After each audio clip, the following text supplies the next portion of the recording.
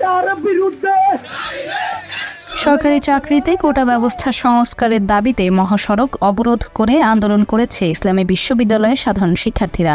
বৃহস্পতিবার বেলা 11টায় বিশ্ববিদ্যালয়ের কেন্দ্রীয় শহীদ মিনারে বিক্ষোভ মিছিল করে শিক্ষার্থীরা।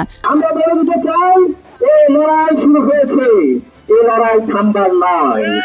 আমাদের সে লড়াই এখনো শেষ হয়ে যায়নি, কারণ জাতির বীর সন্তানেরা বৈষম্যের বিপক্ষে লড়াই করেছেন।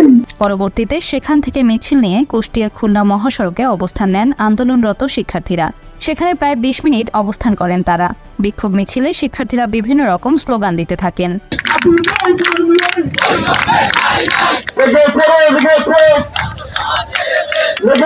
সমাবেশে বক্তারা বলেন, আমরা কোটা পদ্ধতি বাতিল নয়, এর সংস্কার চাই। সরকার কোটার নামে মেধাবী শিক্ষার্থীদের যে অবমূল্যায়ন করছে, আমরা তার বাতিল চাই।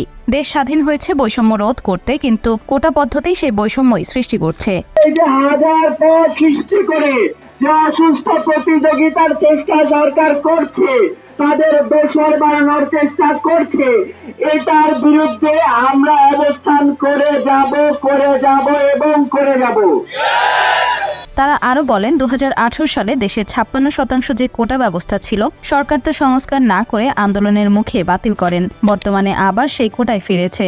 আমরা তো কোটা পদ্ধতি বাতিল নয়, এর সংস্কার চাই। কোটার বিরুদ্ধে লেগেছে।